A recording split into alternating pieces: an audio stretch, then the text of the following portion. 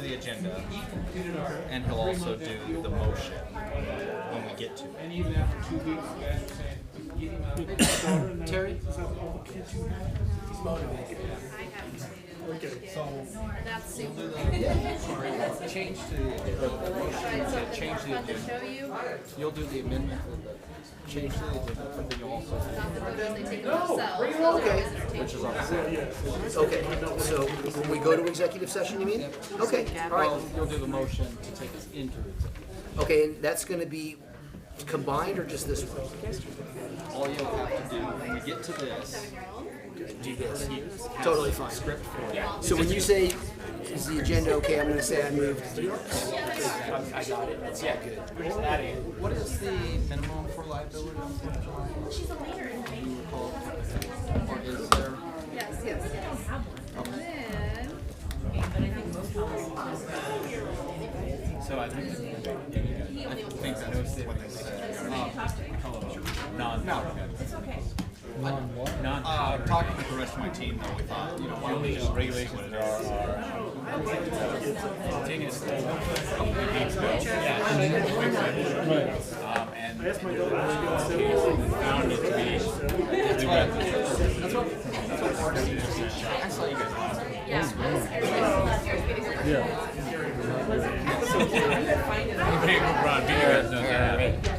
Are you okay with this?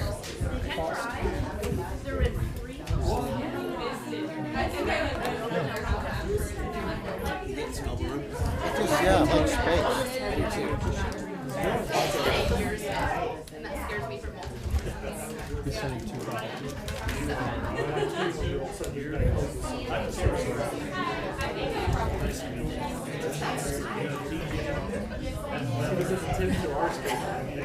So you want me to take it off the agenda? I'm not gonna talk. It's on there. Like, you know, by the time we go to bed, what time do we go to bed? Alan, yes. And you're with, I just break that out at 2. Right, yeah, those days are so low.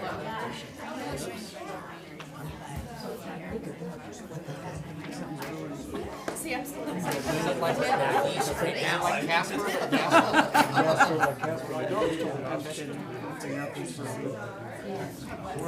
Rage Riders, right?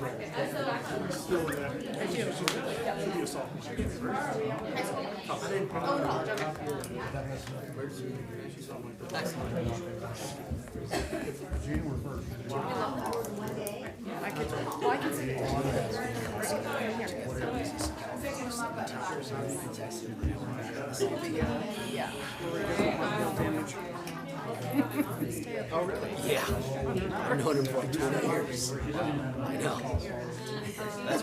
Isn't that amazing? We come back together in Monument, Colorado. That's hilarious. Huh? What'd you say? Together 20 years ago.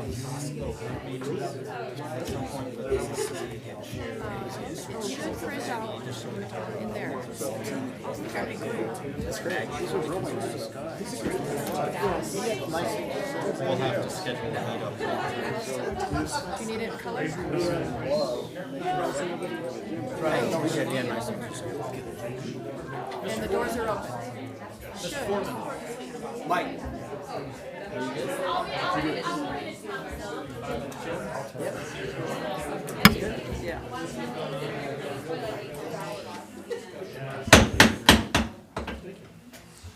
I call to order this regular meeting of the Monument Board of Trustees, June 3rd, 2019. Mr. Gasper, with Pikes Peak Range Riders, will you lead us in the Pledge of Allegiance? I pledge allegiance to the flag of the United States of America and to the republic for which it stands, one nation, under God, indivisible, with liberty and justice for all.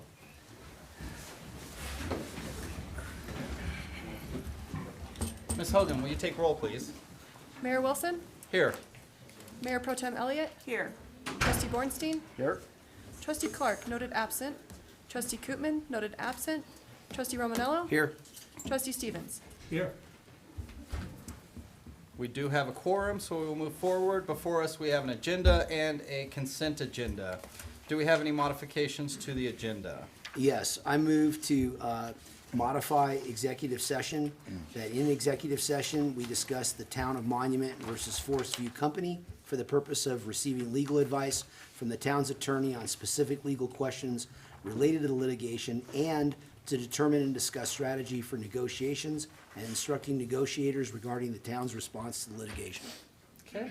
Do we have any other amendments to the agenda? Mayor, if I may ask you to table item 7C.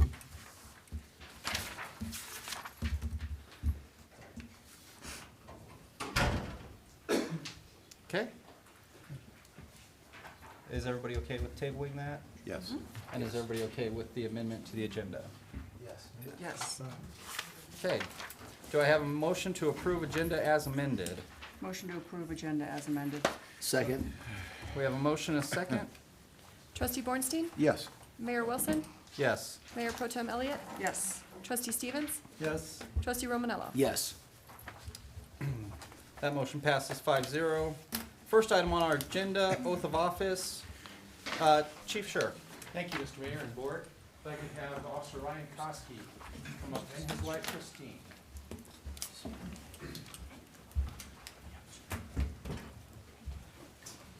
Just a little point of introduction. We typically train police officers once they're hired for about 3 months. It's a field training officer program. It's very intensive. It's a tough program to get through.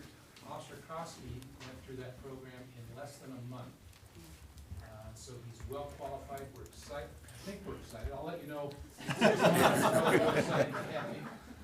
No, we are excited to have him here. I think he's going to be a great addition as we rebuild, and we're bringing on some great officers that have a lot of good experience, which I think is going to be very beneficial to the town of Monument, and specifically to you as citizens here. So thank you.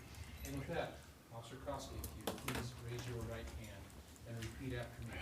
I, your name, Brian Kosky, do solemnly swear or affirm do solemnly swear or affirm that I will support, protect, and defend I will support, protect, and defend the Constitution and government the Constitution and government of the United States of America of the United States of America and the Constitution and government and the Constitution and government of the State of Colorado of the State of Colorado against all enemies, against all enemies, whether domestic or foreign, whether domestic or foreign. and I will bear true faith, I'll bear true faith, allegiance, and loyalty to the same, allegiance, and loyalty to the same. any ordinances, resolutions, or laws Any ordinances, resolution, or laws for the State of Colorado and the town of Monument, for the State of Colorado and Town of Monument, and that I will well and faithfully and I will and faithfully perform all the duties of the office of police officer will perform all the duties of the office of police officer on which I'm about to enter on which I'm about to enter, and to which I have been duly appointed. and to which I have been duly appointed. Congratulations. Thank you.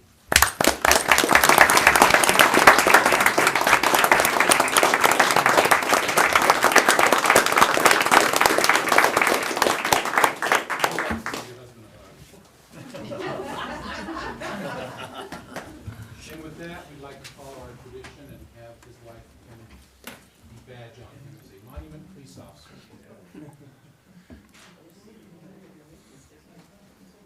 Ow. So it's calling questions. We're gonna call that in there. Congratulations. Appreciate it.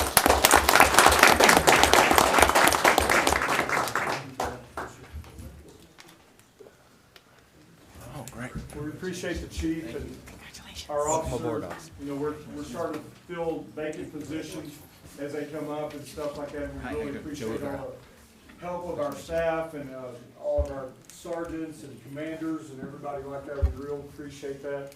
And just know that these guys are out working hard for you as citizens, and we really appreciate the fine job that they're doing for us. So, thank you, sir. Thank you. Appreciate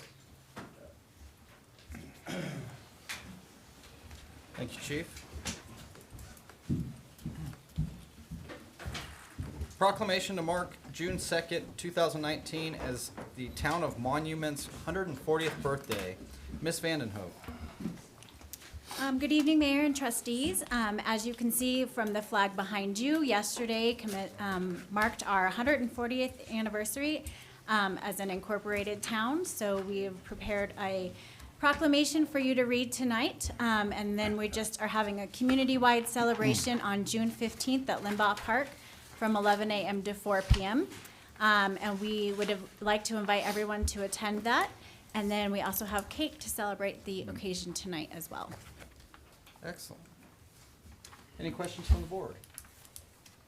Has the board reviewed this proclamation? Is everyone in favor of it? Yes. Okay. Yes. Mr. Trustee Bornstein, would you please read the proclamation? Yes, a proclamation marking the 140th anniversary of the incorporation of the town of Monument, whereas on June 2nd, 1879, the town of Monument was officially incorporated, and whereas on July 3rd, 1879, the first meeting of the Board of Trustees of the town of Monument was held in Williams Hall, and whereas Henry Limbaugh was the first mayor of the town of Monument, and whereas the town of Monument honors the work of its citizens and volunteers who built our thriving community, and whereas the town of Monument is a thriving community of approximately 7,000 residents, and whereas the town of Monument dedicates June 15th, 2019 as a community celebration to honor our past, celebrate our present, and embrace our future. Now therefore, the town of Monument Board of Trustees hereby proclaims June 2nd, 2019 as the 140th anniversary of the town of Monument's incorporation and encourages all residents to attend the celebration at Limbaugh Park on June 15th from 11 a.m. to 4 p.m. Proclaimed this third day of June 2019. Thank you. We hope you guys will join us June 15th, and we will be presenting this proclamation on that day and the Spirit of Monument Award for anybody who would like to join us. For now, we will take a 2-minute recess for anyone who would like to grab a piece of cake. I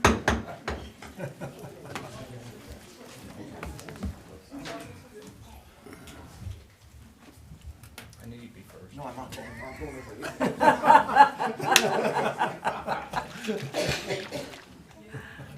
That's funny.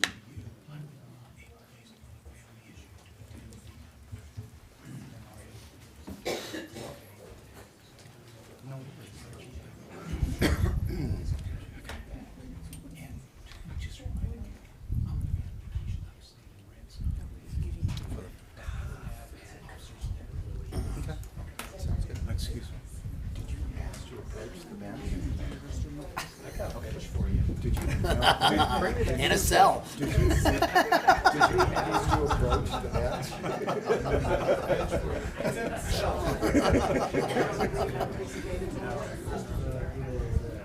It's gonna be one of those nights. It is. So I heard today they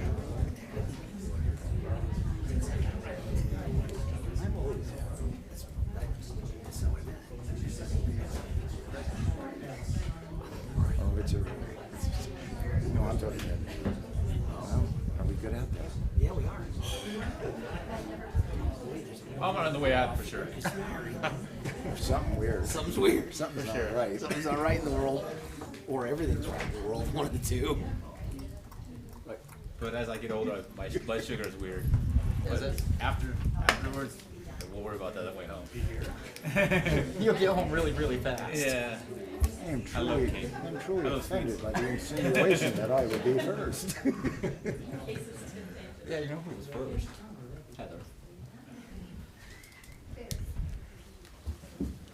How's the cake, Heather? Good? Cool.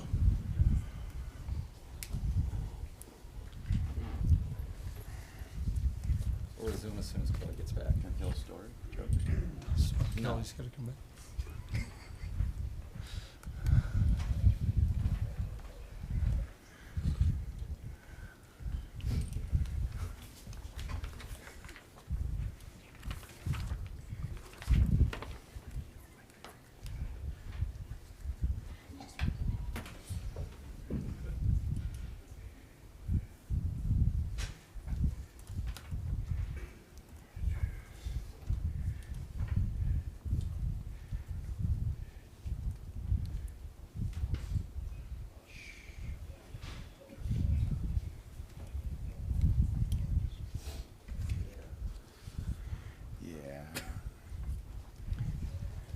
Everybody's watching you. That's for Dawn.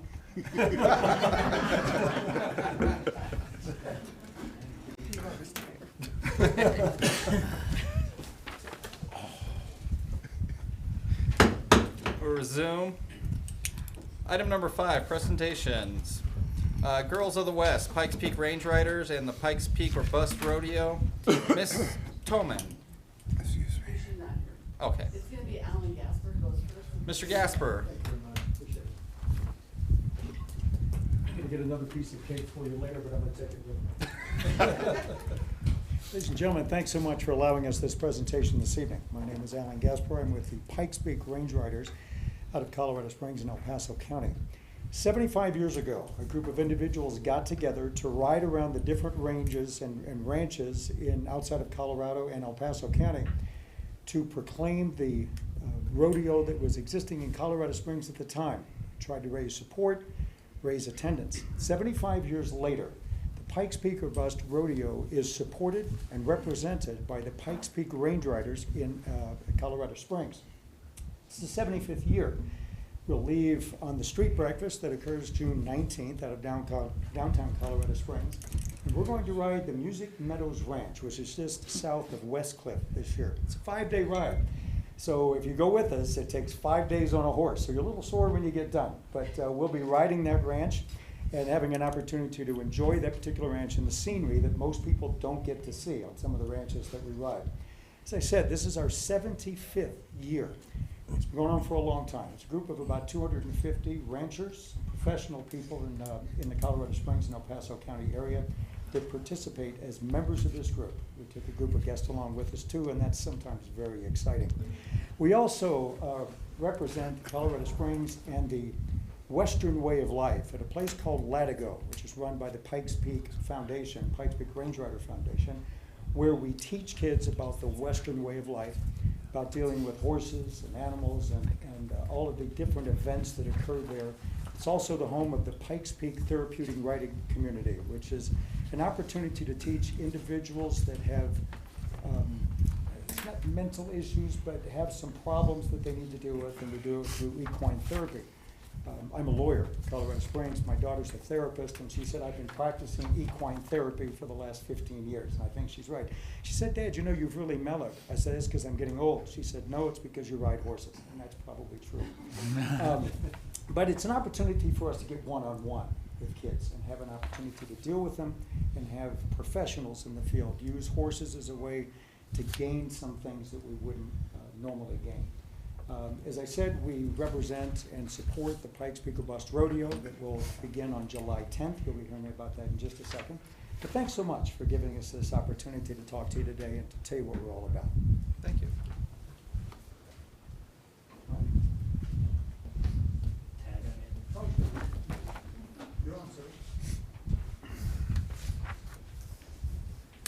Mayor, council members, everyone else. I'm Mike McCoy. I'm the vice president of the 79th Annual Pikes Peak or Bust Rodeo, and it's truly my honor to be here to represent our rodeo. And again, as Alan said, thank you for the opportunity to speak with you. Our rodeo has been a tradition since 1937. We have been in and around this community, and most of you have probably attended a rodeo in your time, so I don't need to belabor the point of the Western way of life, but we've got a long history. And Spencer Penrose founded this rodeo, and a group of community leaders are committed to keeping that legacy alive through this rodeo every year. This is as I said, this is our 79th year, and we are extremely proud and happy of the way the top talent that we bring and the wholesome family entertainment that we provide to our community. And since 1946, all the proceeds from this rodeo have gone back to the military. And in this community, we've got US NORAD Northcom, US NORAD Northcom. We've got Headquarters Air Force Space Command, Peterson Air Force Base, Shreveport Air Force Base, United States Air Force Academy, and Fort Carson. All the monies that are raised at the rodeo go back to these communities to help with quality of life initiatives for the military members and their families. And as a retired Chief Master Sergeant, I saw that firsthand, the generosity of the rodeo and what they can do for our community. And it's just truly, it's a great opportunity to come out and support your community And as we approach the rodeo, I would just really like to hope I can see all of you out there and greet you, and let's make this a rodeo to remember. Thank you very much. So, thank you.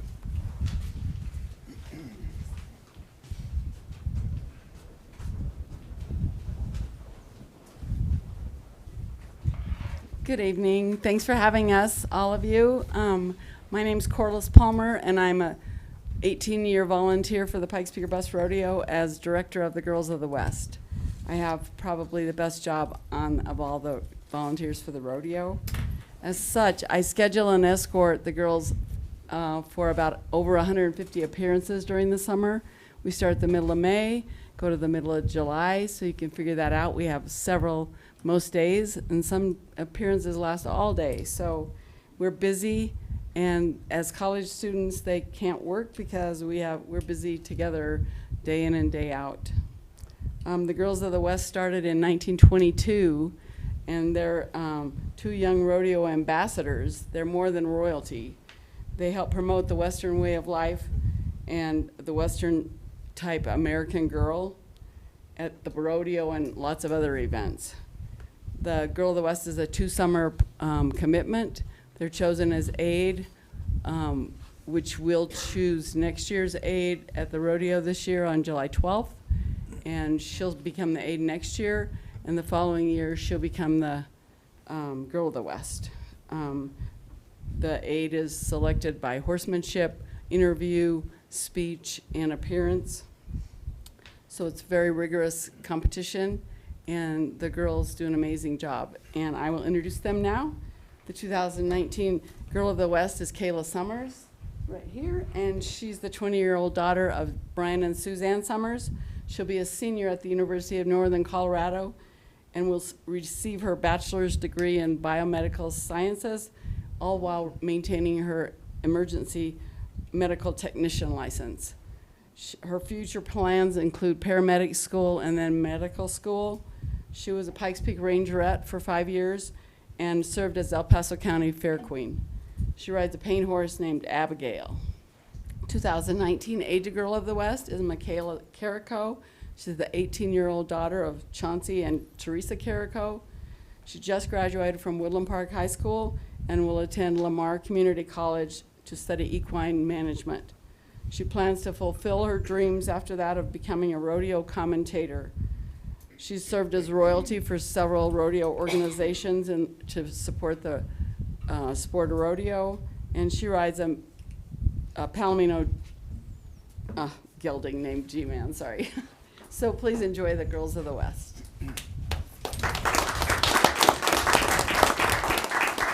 Hi everybody, I'm Kayla Summers, Girl of the West. And I'm Michaela Carrico, Aide to Girl of the West. We're both proud ambassadors for the Pikes Peak Bus Rodeo. You'll see our Perkins Pink Ram truck all over town as we head out to appearances at businesses, military installations, and community events. But why do we do it? Because we're passionate about the Pikes Peak Bus Rodeo and the Western traditions that it represents. And tonight we're here to tell you that Championship Rodeo is coming to town for the 79th Pikes Peak Bus Rodeo, July 10th through the 13th at the scenic Norris Penrose Event Center. The top talent in professional rodeo will be invited to this Pro Tour PRCA sanctioned event to compete in 7 standard events, including saddle bronc riding, bareback riding, team roping, tie-down roping, steer wrestling, barrel racing, and bull riding. The Pikes Peak Bus Rodeo has been a long-standing tradition in the Pikes Peak region since 1937. That's right, Kayla. I'm so excited for this year's rodeo. The Pikes Peak Bus Rodeo runs Wednesday, July 13th through Wednesday, July 10th through Saturday, July 13th, with performances at 7 p.m. Wednesday through Saturday evenings and a Saturday matinee at 12:30. There'll be 4 performances of Invitational Championship Rodeo and the thrilling Gold Buckle Championship round on Saturday night, where the top 8 scores and 8 fastest times from the qualifying events lay it all on the line for over $200,000 in prize money. It's edge of your seat excitement from the first event to the last. But wait, there's more. Don't miss the smash hit bonus event, Bullfighters Only, freestyle bullfighting, back this year and better than ever. These fearless bullfighters will be going head to head with Mexican fighting bulls to post the top scores, Claim some bragging rights, all with the cash prize on the line, Wednesday, Thursday, and Friday only. This all takes place at the Norris Penrose Event Center, one of the most beautiful venues in the country to enjoy the sport of rodeo.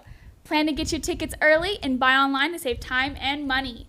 The Pikes Peak Bus Rodeo is for the true fan, the first timer, and everyone in between. There's lots to do before the rodeo, too. Grounds open at 4 p.m. for the evening performances and 10 a.m. for the Saturday matinee. Come early, skip traffic, and enjoy all the family-friendly pre-show fun in our fan zone. There's mutton busting tryouts, pony rides, a wagon train, petting zoo, dance lessons, and you can grab a bite to eat. Plus, there's shopping, and more shopping at this year's first annual Hanks Marketplace, a Western shopping extravaganza located right on the grounds at the Norris Penrose Event Center Indoor Arena. So be sure to stop by before the rodeo to enjoy our brand new shopping experience, featuring unique Western clothing, art, jewelry, and much more. But then it's time to rodeo. All performances begin with the Pikes Peak Range Rider pivots and Pikes Peak Rangerette drill teams, followed by the Fort Carson Mounted Color Guard. Stick around after the rodeo for autographs from the contestants, the Girls of the West, and the Pikes Peak Rangerettes. Then head on over to the Coors Roadhouse Saloon for live music, dancing, and plenty of ice-cold Coors. There's some other great events that our community loves. Join us bright and early, June 19th from 5:30 to 9 a.m. for the annual Colorado Springs Western Street Breakfast and the official send-off for the Pikes Peak Range Riders annual ride. Enjoy the $5 breakfast prepared and served by active duty military volunteers. Breakfast includes eggs, pancakes, milk, coffee, and juice, and is free for children 5 and under. And for all those little cowboys and cowgirls, ages 3 to 10, help them get on their Western gear and accessories to compete in the Little Cowboys and Cowgirls Roundup, also held June 19th at the Street Breakfast.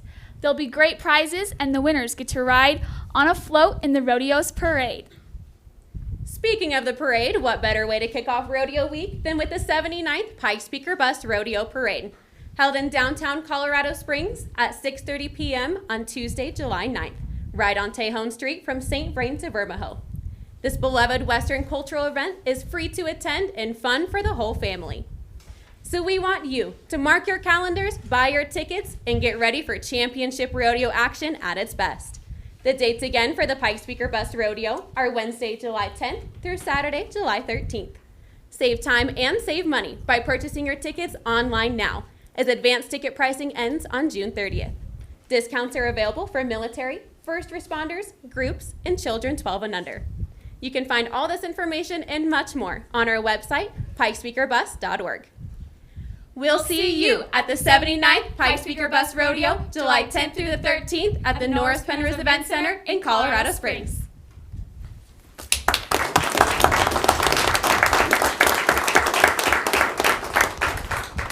We have some posters up here that we appreciate putting around town if that's Not a problem.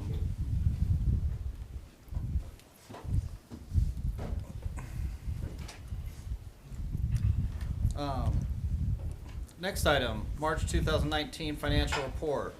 Mr. Wingert.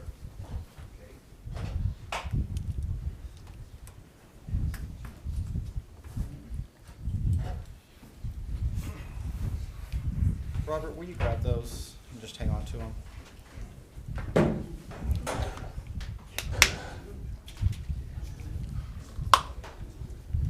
Thank you.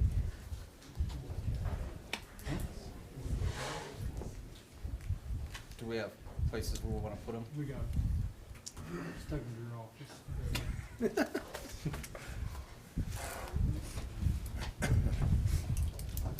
Good evening, Mayor and Board. First time up, obviously, so we'll see how I do. I don't know how to follow that either, so it's not going to be quite as exciting as that, I can tell you that. Bear with me, I guess. In your packets, you got a 50-odd page financial report for March and for the year-to-date as of March that we're putting together now. It's a work in progress in some regards. We'll continue to fine-tune it. If there are things that are not included that you're interested in, we'll continue to evolve, I guess, that report. moving forward. This is kind of a structure we've used in the past, and wanted to kind of work through that. For the presentation tonight, I really just wanted to spend, and I won't do it next time, a time going through what's within the report so you understand why I put things in there and what you need to look at, I guess, in some regards. But it's kind of a layered report. For those that really just want to top level view above the trees, you're probably good after 2 or 3 pages, or the first few pages, I should say. The more you want to get into it, you'll get into it further, and then obviously if you really want into the detail, you can look at the 30-plus page detail at the back of the report. So the first page, or the first section on pages 3 through 4, is the management's discussion analysis. That is just an overview to tell you, hey, this is what's gone on in this first quarter for this report. Here's the things we kind of noticed, in trends as far as revenues and expenditures, anything that stood out that we needed to get to your attention, and then a slide analysis at the end as far as where we stand at this point in time. At this point, my analysis really is almost non-existent. My 3.5 weeks before sending this out to you, I probably don't have enough experience to give you too much analysis, but I will expand upon that as we go through the year, comparing us to budget to last year or anything that stands out. Pages 5 through 6 is the fund summary. And again, this is a high-level summary so that you can look at each of the funds and how they're performing, each of the departments and how they're performing just on a comparison basis, and then how things roll out from there. Page 8 is our revenues, just to talk about all our sources of revenues as well as get into the details of those. So you'll see a 3-page sales tax report on pages 2-page sales tax report on pages 9 and 10. That tries to give you some detail to see how we're trending with sales taxes at this point in the year against our budget, against the prior 10 years. And again, just trying to show you where we're going, how we will trend this out. And that'll help us as we move forward into our projections for the remainder of the year and then into 2020. Pages 11 through 24 is a more detail. Again, if you really want to start getting into some items, you can look at the fund analysis. That will look at revenues separately from the expenditures for each fund. For the general fund, it also looks at departments that we have set up, and it analyzes those from year to year as well as to budget. One thing that's kind of hard for us to do this year, and we'll have a better grasp on next year, is there is no month-to-month budget that was prepared for 2019. So we will work on having a month-to-month budget for you next year so that we can really look at where did we expect to be in 2019 or 2020 at that point, tied to the budget amount that you guys approve, so that you don't have these wild fluctuations. You understand why it might be much higher in expenditures. It's because it's tied back to the budget that you approved. So we'll work on that, but at this point that is not a part of it. As we get even further, page 26, that's just to give you an idea of the funds that we hold in either our cash accounts or in investment accounts, and then the changes for the last reporting that you had on monies coming in or monies going out. So again, that's just a place in time as of March 31st. 27 through 29 is a disbursement listing that provides a detail of all the disbursements we had in the month of March. It gives you the amount, the vendor, as well as a description of what that purchase was for, that disbursement was for. And finally, if you really want something to fall asleep to, page 30 through 53, the line item budget comparisons. That is every line item in our financial reports that we track on a day-to-day basis. This is the type of report that the department heads will get, or the department managers will get, so that they can see how they're doing as far as their expenditures, bringing in their revenues, whatever the case may be. They will get that so they can compare it against last year's, as well as the total budget, as well as what's remaining in their budget to review, or that they have left to spend, whatever the case may be. So again, that's a very detailed report, not necessarily where you need to be, but it's there in case you do want to get to that kind of level. Again, that's where our department directors will look and compare and see how they're doing, any adjustments that we need to make going forward. Okay, that's just a quick overview. Any questions so far? Questions from the board? Okay, go ahead.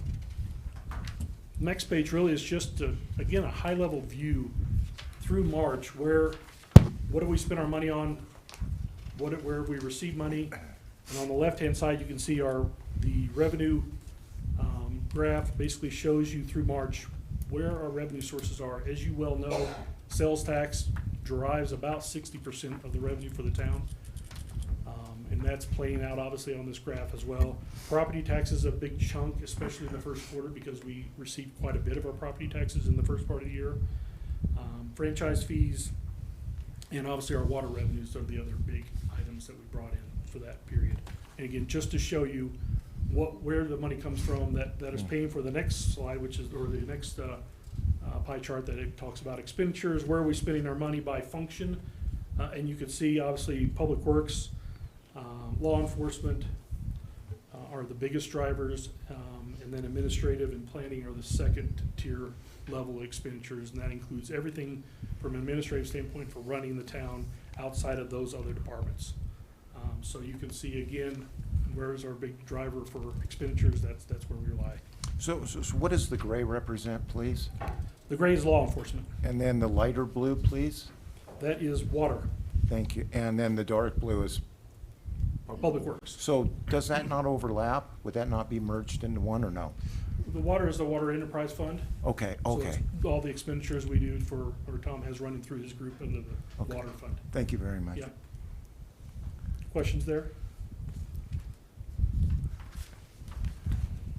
All right.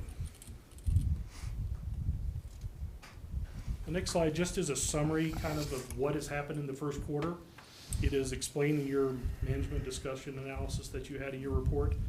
But just as a quick run through, here's the things that have happened in the first quarter. In the general fund, our revenues are trending higher than prior year, 2018. They are trending higher than our budget in most areas. Obviously, as I said earlier, sales tax has risen quite a bit. We're seeing about a 16% increase in the first quarter. We did have a drop in our use tax of about 23%. And then our franchise fees, just due to timing, are a little bit lower than last year, just because we didn't receive a payment as timely as we did the year prior.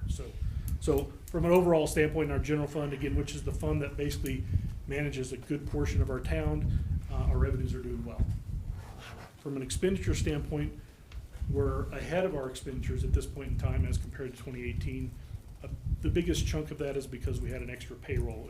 Timing of payroll sometimes throw off a quarter, because we'll have an extra one in one quarter that didn't happen in the prior year. So that's why that's so much higher. That'll level off here as we go into this second quarter. So there's really nothing that jumps out that really was, that we're spending too much money in. We had a lot of expenditures for salt and sand and some things for the winter that we had, obviously, additional fuel costs that were incurred for that. But overall, we're pretty much in line with where we need to be on our expenditures as through March. From the water fund standpoint, our revenues are somewhat flat. The tap fees are down just a little bit as compared to 2018. However, our water revenues themselves are pretty much in line with where we expect to be at this point in time. From an expenditure standpoint, the same thing. Again, pretty much flat and level to where we expect to be at this point in time. And then I just kind of lumped all the other funds into the all other bucket. There's not a lot of activity that happens there, but they are in line with 2018 and where we expected in budget. Again, monies are up because of sales tax in some of those funds, and expenditures are right in line with where we need to be. And finally, capital expenditures. We did not in the first quarter really spend much on equipment or projects.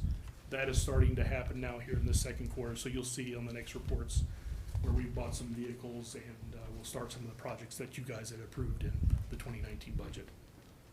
That's about a quick an overview of a 50-page document I can give you. Any questions? Does the board have any questions?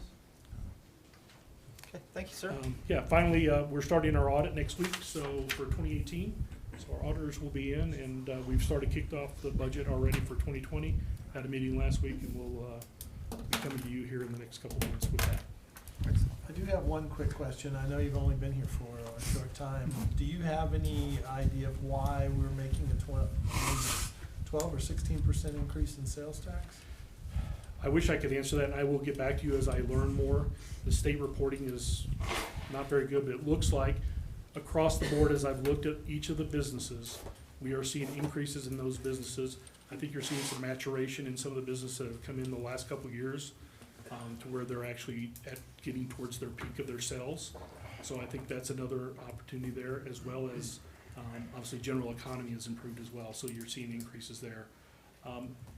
When things are going well, people report their sales taxes and we get paid for them. That helps as well. So you don't have as many non-filers as you would in downtimes. So that has helped in this first quarter as well. But I can't really say at this point, I know exactly everything that's driving that. Those are my general look at what we see. Just trying to get a feel whether this is an anomaly or whether it is a consistent growth or maybe not as quick as, as we're experiencing now. Right. I truthfully don't think it's an anomaly. Obviously, if we have a downturn, obviously that would affect us going forward. But I think with the amount of commercial growth that you've had in the town, that you're gonna see these kind of increases. And again, several of those developments and commercial properties that have come in really in the first few years don't really meet their sales goals, and then you'll see that later in their development cycle. So I think you're seeing some of that. Probably going forward into 2020, you probably have some leveling off. Projections for next year's economy might be a little bit lower, that we won't see them at this high of a rate. But we'll see how the rest of this next quarter. I think once we get through this next quarter, we'll be able to pinpoint that a little bit better. All right, thank you. Thank you.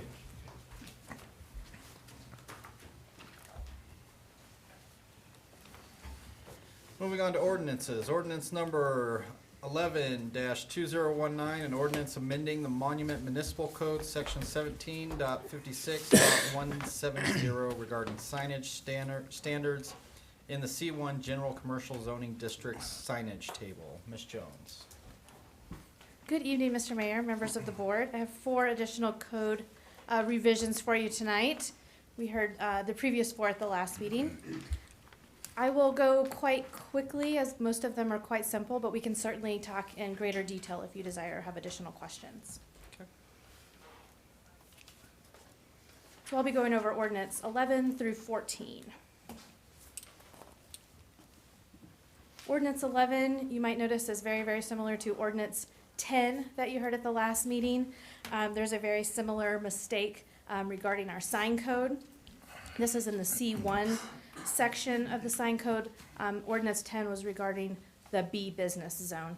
So the text of the language is correct and accurate, but when you get to the chart in this particular section, there is the same mistake that we saw in that B section, where the chart refers to a directional sign rather than a directory sign. So the size requirements and things like that are a bit ridiculous. There's actually 2 additional typos, if you will, in this section, so staff is suggesting that we correct those as well. Very, very minor, obviously. Again, just to outline them, changed correct directional sign to directory sign. There's a that should be a than, and the word building was misspelled. So obviously, staff does recommend approval of these changes. Okay. Staff can answer any questions. Does the board have any questions on this topic? No? This is a public hearing item. Is there anyone from the public that would like to speak for or against this item? Seeing none, I'll bring it back to the board for further discussion or a motion. Motion for ordinance number 11, 2019, an ordinance amending Monument Municipal Code, section 17.56.170, regarding sign standards in the C1 General Commercial Zoning District signage table. Second. We have a motion and a second. Ms. Hogan, will you take roll? Trustee Stevens? Yes. Trustee Bornstein? Yes. Trustee Romanella? Yes. Mayor Pro Tem Elliott? Yes. Mayor Wilson? Yes. That motion passes 5-0. Item B, ordinance number 12-2019, an ordinance amending a portion of the Monument Municipal Code, section 17.72.010, regarding conditional use and uses by special review. Ms. Jones? Good evening again. Ordinance 12 is really discussing, or has to do with, section 17.72 outlines the standards for how staff, how the board handles a use by special review, right? It includes the review criteria, what kind of public notice you would do, all of these types of standards. However, in some other places in the code, and in particularly in some of our PD documents, uses the term conditional use. Conditional use is in reality a more common term than uses by special review, but they're essentially used interchangeably in our code. But because there's not any reference to conditional use, staff is recommending this revision that basically just provides an outline for if a conditional use comes up, any reference to it, we default to the standards that are outlined for use by special review. As I mentioned, you do have the code language there, not that you necessarily want to read it, but it basically says that, again, at any point, anywhere that refers to conditional use, we will default to these standards that are outlined for uses by special review. There are a couple of places in the code, and like I mentioned, several of our PDs refer to conditional uses because it's just a more common term. So staff does recommend approval of this change and can answer any questions. Questions from the board? Okay. This is also a public hearing item, so I will open it up to the public for any comments or approval or disapproval. Seeing no comments from the public, I'll bring it back to the board for further comment or a motion. I'd like to make a motion to approve ordinance number 12-2019, an ordinance amending a portion of Monument Municipal Code section 17.72.010 regarding conditional uses and uses by special review. Second. We have a motion and a second. Ms. Hogan? Trustee Romanello? Yes. Trustee Bornstein? Yes. Trustee Stevens? Yes. Mayor Pro Tem Elliott? Yes. Mayor Wilson? Yes. That motion passes 5-0.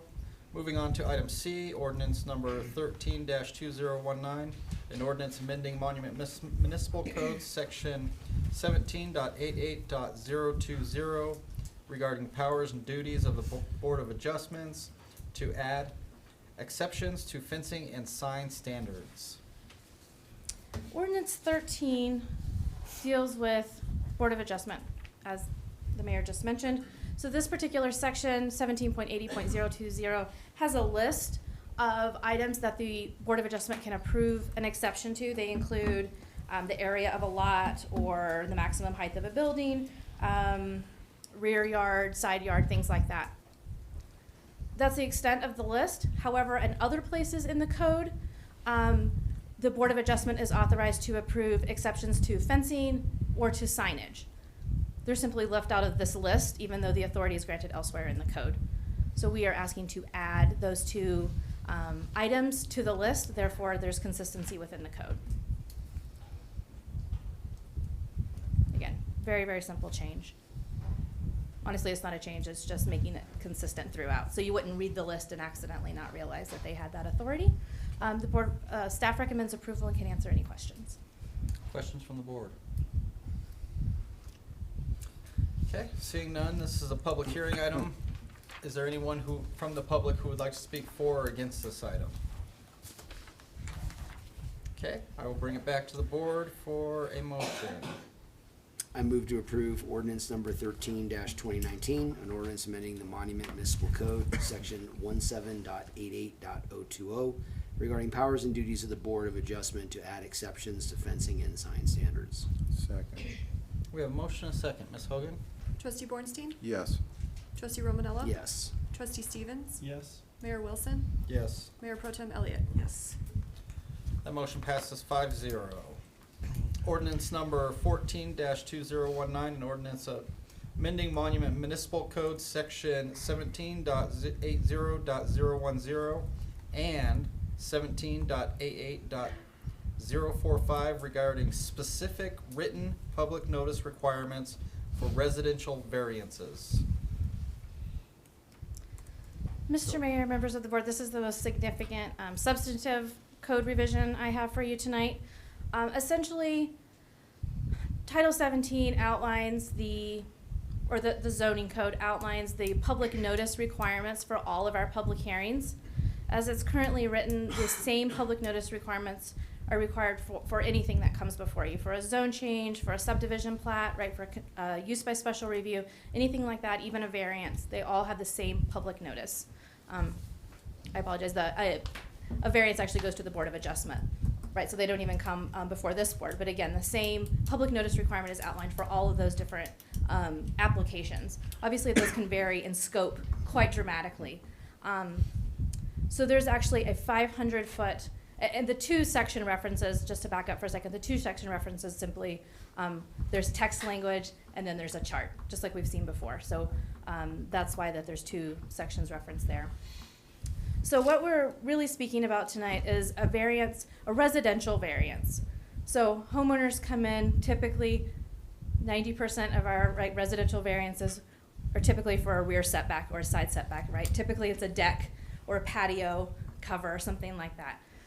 So it's, in our experience, it seems like the code language can be overly burdensome for a homeowner to get this. I have a couple examples for you, but essentially a large multi-100-acre project is going to have to do the 500-foot mailing notice, just like a residential variance. When a large undeveloped area, we've seen where that's, maybe that public notice is only 5 mailings. Well, in a fully developed neighborhood, especially some of our smaller lot neighborhoods, that can be 40, 50, even over 70 mailed notices that would be required, right? That cost is bared by the homeowner. They have to go through that process. And in reality, the impact, you know, a rear setback variance of a couple of feet is very, very unlikely to impact, right, 70 of their neighbors. So that's really what we're bringing before you tonight in an effort to, again, make that a little less burdensome for our homeowners in existing neighborhoods.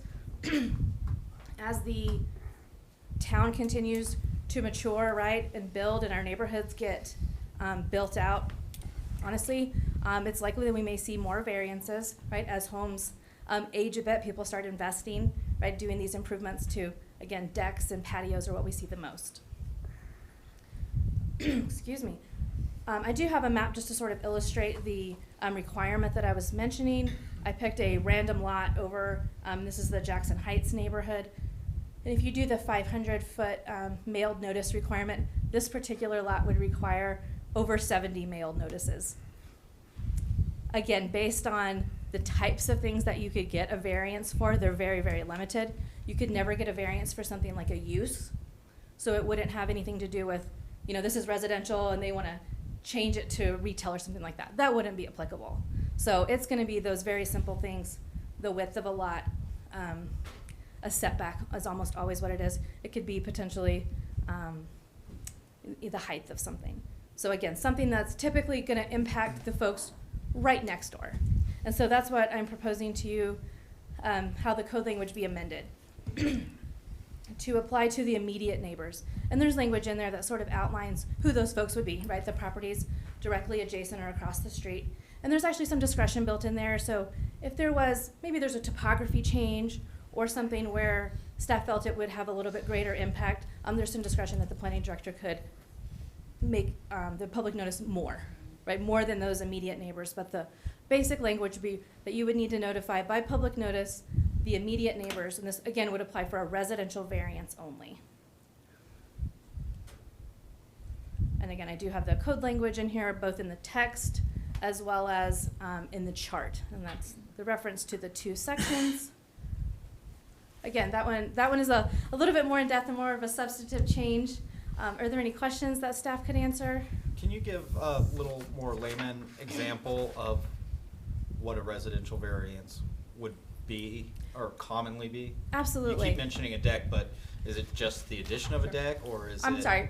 Typically, it has to do with a side or rear setback requirement. Most of our residential neighborhoods have a 20-foot rear setback. So from the rear property line, a deck or a structure couldn't be closer than 20 feet to the rear of the property.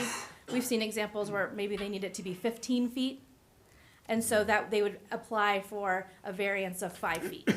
Something like that. Again, it's still going to go through the public hearing process. It would be decided by the Board of Trustees. I'm sorry, the Board of Adjustment. Too many boards, my apologies. But again, this would only change who they have to mail public notice to. The property would still be posted, it still goes in the newspaper, and it's still a public hearing. So typically, it's going to be a property line setback or a rear side yard setback. Yeah, and just by example, Mr. Mayor, we had a situation like this come up with the Board of Adjustments, and the neighborhood was very proactive in supporting the residents. There was one resident that lived far beyond any visibility to this home, that was arguing it, and it had no impact. So again, this makes very good sense.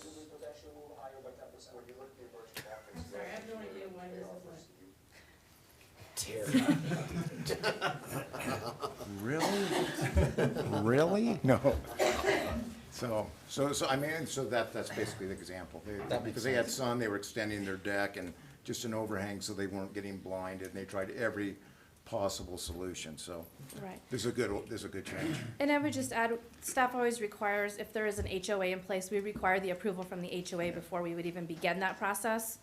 So again, the not much is changing, really just who that those folks would have to mail those notices to. They're quite expensive. I mean, that's really the reason that we're here tonight. They're about $6.45 a piece. And so again, when we're asking them to mail them to 70 of their neighbors, again, that was one example. We have a couple neighborhoods with even smaller lots, so it would probably be even greater than that. So, Additional questions from the board? Seeing none, this is also a public hearing item. Is anybody in the public is there anybody that would like to speak for or against this item? Seeing none, I'll bring it back to the board for a motion. Motion for ordinance number 14-2019, an ordinance amending Monument Municipal Code, section 17.80.01010 and 70.88.045 regarding specific written public notice requirements for residential variances. Second. I have a motion and a second. Ms. Hogan? Mayor Pro Tem Elliott? Yes. Trustee Romanella? Yes. Mayor Wilson? Yes. Trustee Stevens? Yes. Trustee Bornstein? Yes. Motion passes 5-0. Thank you, Ms. Jones. Ordinance number 15-2019, an ordinance repealing Monument Municipal Code, section 6.04.010, grazing upon public thoroughfares. Chief Shirk. Thank you, Mr. Mayor and Board of Trustees. At the request of the Board of Trustees through our town manager, we were requested to review ordinances to find out if they're really applicable anymore and to try to clean up our ordinances. The first one I came upon was grazing upon public thoroughfares. I've been here almost 15 years, and to date, I'm not aware of any grazing on public thoroughfares we've had. And so I would request that the board repeal that specific ordinance. Okay, any questions from the board in regards to this ordinance? This being an ordinance, this is a public hearing item. Would anybody like to speak for or against this item? Range Rider's already left.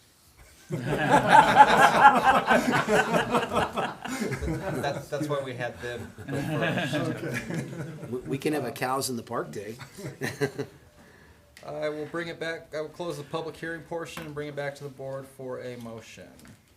I'll make a motion to approve ordinance number 15-2019, an ordinance repealing Monument Municipal Code section 6.04.010, grazing upon public thoroughfares. Second. I have a motion and a second. Ms. Hogan? Mayor Wilson?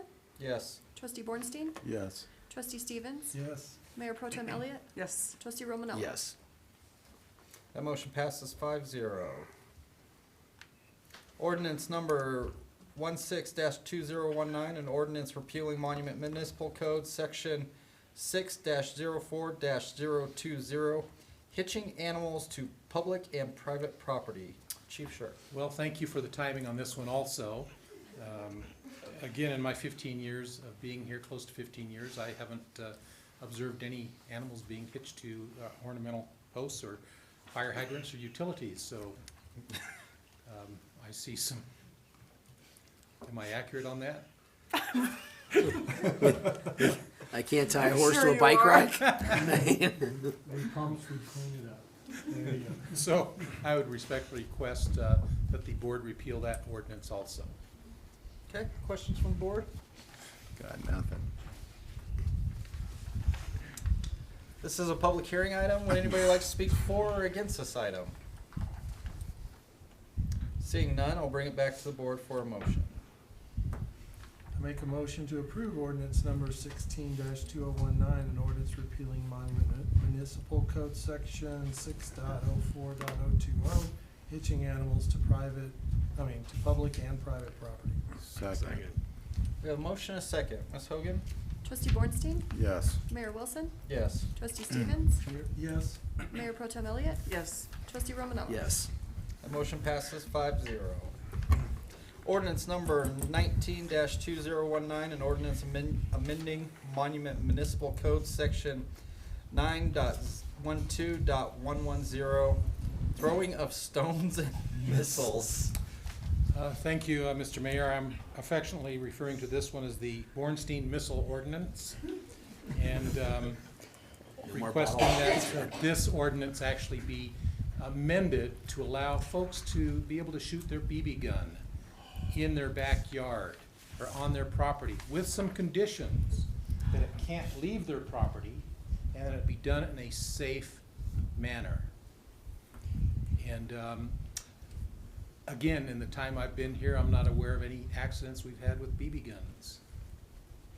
So I would respectfully request that that ordinance be amended to allow BB guns to be used on private property. Questions from the board? Okay, this is a public hearing item. Would anybody from the public like to speak for or against this item? Seeing none, I'll bring it back to the board for a motion. Motion for ordinance number 19-2019, an ordinance amending Monument Municipal Code, section 9-12-110, throwing of stones and missiles. Second. We have a motion and a second. Trustee Romanella? Yes. Trustee Bornstein? Yes. Mayor Wilson? Yes. Mayor Pro Tem Elliott? Yes. Trustee Stevens? That motion passes 5-0. Thank you, Chief. Ordinance number 20-2019, an ordinance approving regulations of small cell commercial mobile radio service facilities and amending chapter 17.64 of the Monument Municipal Code concerning wireless communications services and zoning. Mr. Bishop. Mr. Mayor, trustees, from livestock and BB guns to telecommunications. First, I'd like to thank Mr. Joe Rivera and his associate for helping to craft this ordinance to make sure it's legally sound. I think it's tough to get away nowadays from hearing 3G, 4G, and the upcoming 5G, which will be rollout next year. They're working on commercial rollout now. With that, we need to start looking at regulating the emplacement of these small cell towers in our municipality, which is kind of difficult to do because given the Telecommunications Act of 1996, the federal government pretty much has jurisdiction to say that we want this infrastructure to move forward. We want anything from telephones and high-speed internet as we go. So at best what we can do is help to regulate the size, look, and emplacement, so mostly the aesthetics and emplacement of these small cell towers throughout our municipality under the guidance of federal regulations. So before you tonight is an ordinance that helps to detail how we will move forward with permitting and working with these small cell towers with our municipality. And staff recommends approval of ordinance 20-2019. Questions from the board? Yeah, so you said we don't have control over the cell towers that go up, but we have control over what they look like? Is that basically? No, I apologize. When we're looking at small cell towers, what you're looking at is when you see either a telephone pole or a light pole in our municipality, and there are these boxes, they're roughly 3 to 4 feet and somewhat slim. We cannot prevent telecommunication companies from coming in and putting them on, but we can limit the number, the size, shape, and aesthetic look of them as we move forward. So we can't have a pole that has, we can say you cannot put 13 of them up there. We can limit this or the placement and distance between them moving forward.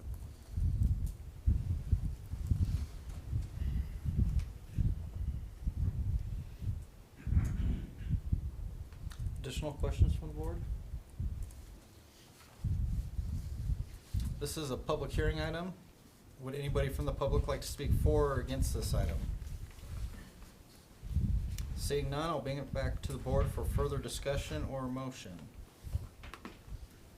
I move to approve ordinance number 20-2019, an ordinance approving regulations of small cell commercial mobile radio service facilities and amending chapter 17.64 of the Monument Municipal Code concerning wireless communication services and zoning. Second. I have a motion and a second. Trustee Bornstein? Yes. Trustee Romanella? Yes. Mayor Wilson? Yes. Trustee Stevens? Yes. Mayor Pro Tem Elliott? Yes. That motion passes 5-0. Thank you, Mr. Bishop.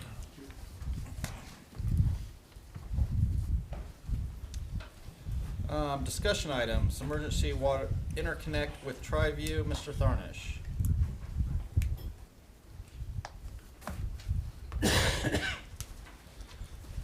Good evening, Mayor and Board of Trustees. This is an item that I believe a few board members brought up a meeting or two ago.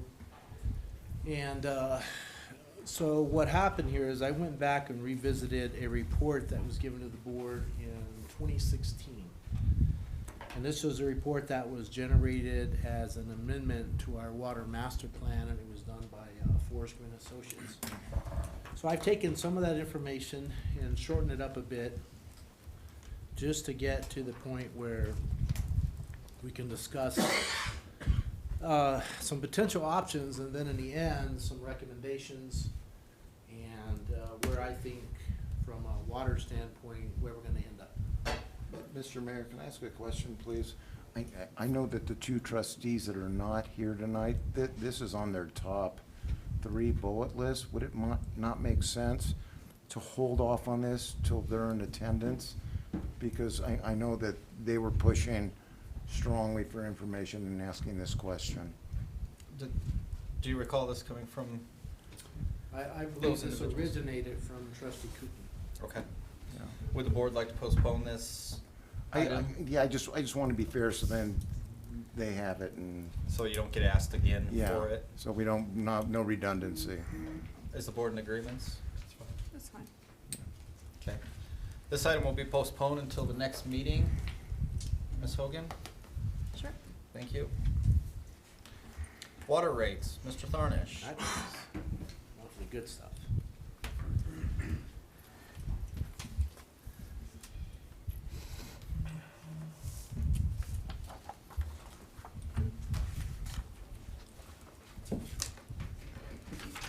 All right, last meeting, I had a proposal in front of you to adjust the water rates going forward. It was a 5-year plan. And it involved adjusting the base rate, and then we were gonna switch the charge that we do down to the gallon. In other words, you're gonna pay at that time it was .011 per gallon, so a little over a penny. I have since then had some information that caused me to rethink and adjust both sections of that proposed water rates table. Okay, so now what you have in front of you here, and I did email this to you late this afternoon just to give you a heads up.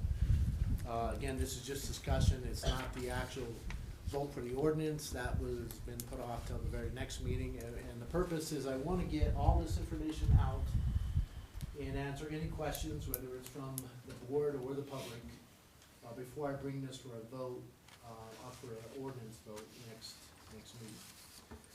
So what I did on this adjustment here, if you can look up here, for the public, it's up in this column here, 2019, it says 2325 per single family equivalent. And the single family equivalent, as you'll see in some future slides coming up, is equal to a standard 3/4 inch water line that every resident in town uses.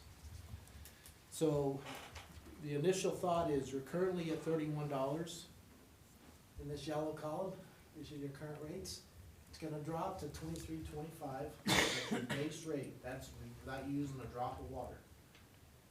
And then the charge per gallon is this number here, 0.008, so less than a penny. And part of the reason for doing this is it drops the percentage of change, and I'm gonna show you a chart in just a minute that's gonna explain the change before and what it's dropped to now. And by having this water rate increase each year for the next 5 years, it still accomplishes the same goals for this system. And that is to give us some funds to help with the water infrastructure that we gotta accomplish in the next 5 years, to help offset some of the operational expenditures that we know are coming, and to build a reserve. Right now, the town does not have a water reserve. The only reserve we have is that one line item in the budget that says contingency.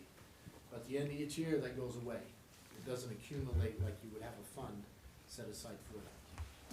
So by going to this rate change here, that allows us to get where we're gonna be. One more thing I wanna point out before I shift to the next slide. On the far right-hand corner, when we submitted the plan in 2016, it was a 5-year plan back then. And if you go back that far and you look in the 2019 column, this is what the rates would have been. You'd have been paying $40.70 before you used a drop of water. And your charge would have been pretty close to what we're at now. We're at, well, what we're gonna go to, 0.08, it would have been $7.88 per thousand, which is 0.788. And then the rates would have progressed the final 2 years of that plan. But when the rates got froze in 2016, we're currently where we're at now, as you can tell, which are not enough to accomplish the goals that we need to accomplish with this plan. So next slide I want to show you is some example water rate proposal changes. There's a lot of information on this. I try to put it on one sheet just so I can, without having to go back and forth between all the changes. What you're gonna see on this chart here is a tap size on the far left-hand side. Those are all the different size lines that we currently have in town. 3/4 inch, inch, inch and a half, and then 2, 3, and 4. Right below it, it says residential 964T. That's how many taps at the end of 2018 that we have. We have 964 residential taps that are 3/4 inch. And we have 80 of them. This is in addition to the 964. You have 80 additional ones that are in the commercial, or they're in a commercial zone structure. And then I put a note in there to just remind everybody that the grade structure that we're in today, the first 1,000 gallons of water is included in that $31 base rate. Going forward with this new plan, there's no more free water. You're paying for every gallon you use, whether it's outside or inside. And what I did was chose the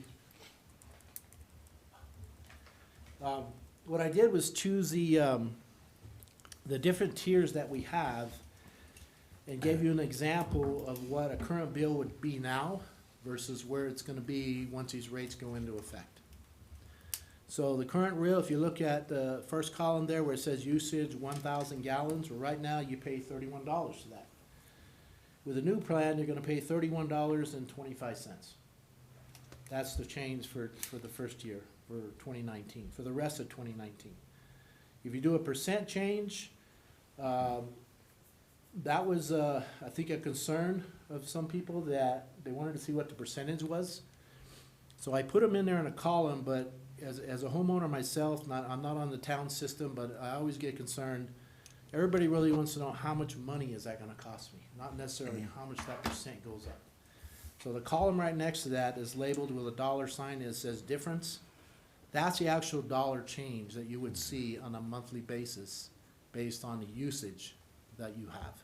Tom, this, so this block is over 90% of the consumers of water for the town? Yes. Do you have a breakdown, since this dominates, of the percentages? I mean, or do the majority fall into the usage of the 6K or The majority of them, the average, if I remember the last time we did this, and that hasn't changed much of anything, the average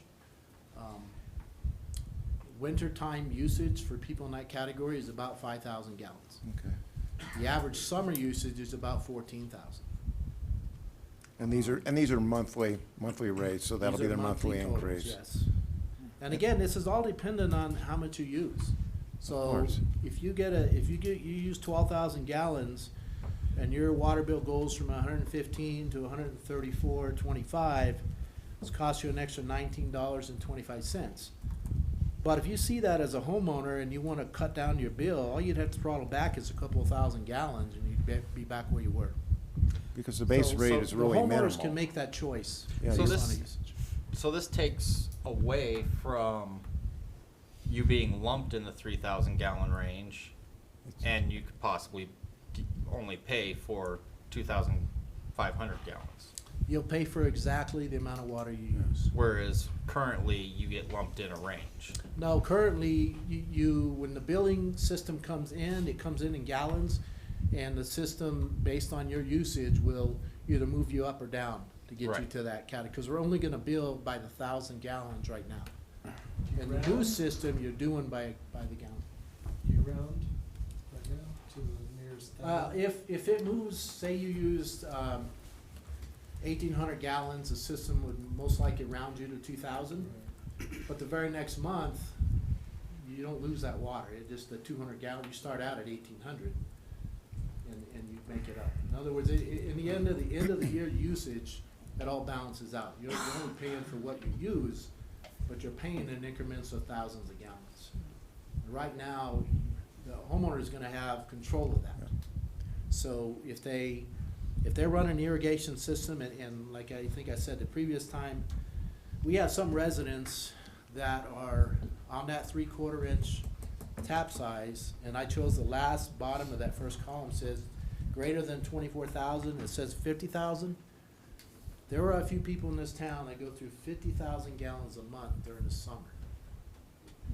And I'm talking some really green grass, and maybe a whole boatload of kids, and a lot of washers, and Is that I property, don't know how it gets Tom? that high, but it does. Is that where they have property, or would this be?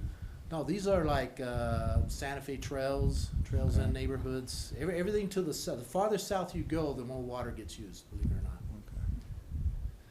And we see that every month when we see the billing coming in. I mean, just based on the maintenance of your infrastructure and what we haven't done in years, I mean, this is very fair. It's very fair, and just maybe if you consolidate and you're smart with water, the increase is almost transparent, I Right. think. And we expect a lot of people to rethink on the conservation end of it. Do they really need to put that much water on their lawn to keep it green? Or maybe that leaky faucet that's been going on for a while, maybe it's worth fixing it.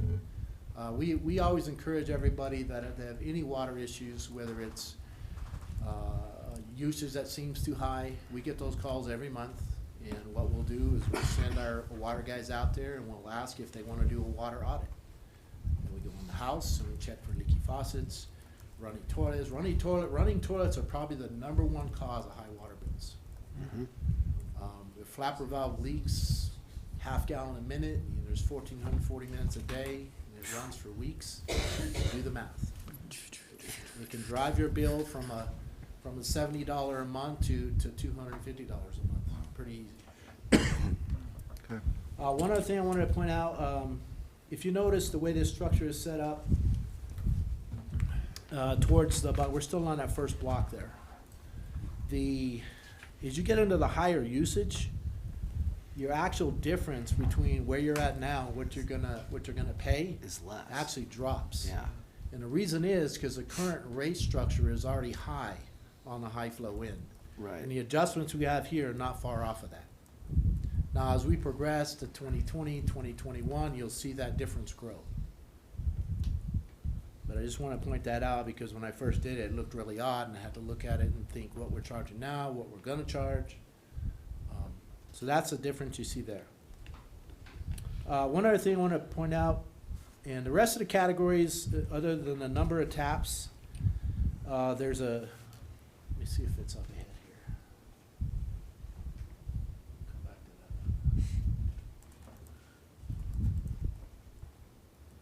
that. Okay, this chart here, it's under additional information. The reason why I want to talk about that real quick is what I have in front of you there is what we call a single-family equivalent data table. And what that really means, because you'll see that term SFE, and it'll be all over the ordinance change also. That's the amount of water that a standard 3/4 inch tap can carry. And we use 3/4 inch as a 1.0, the starting point. You get to a 1 inch size, that tells you that a 1 inch pipe can carry 1.78 the amount of flow that a 3/4 can. And you can see as the sizes get bigger until you get up to 4 inch, of which we only have 2 4-inch customers in town. 4 inch carries 28.44 times what a 3/4 inch line would carry. And the SFE is what drives the base rate. That $23.25 per SFE that we started out with, all I did was take that number and multiply it times that factor on that chart, and that's how I came up with the base rate. In the 2016 rate that came before you, when that first year got frozen, we had artificially held the base rate for the larger size pipes for the first year because we were coming from 880 a base fee to 31. And so it was going to be a massive jump. So the board at the time froze the rates. And what happened was that first year, all the rates were artificially low, and they should have been much higher. So for the last 3 years, that's lost revenue that it could have been. But nevertheless, what we're starting out with this year is putting everybody in the right spot where they should be, based upon the size of your line. So you're paying basically your fair share of that amount of flow that you could carry, that we have to be able to provide on demand. So I wanted to show you that table just so you see that. If you go back to this table right here in red, after each rate, if you look at the 1 inch, the next block down where it says 1 inch residential 2T, that means we have 2 residents that have a 1 inch line. And then the commercial, there's 28.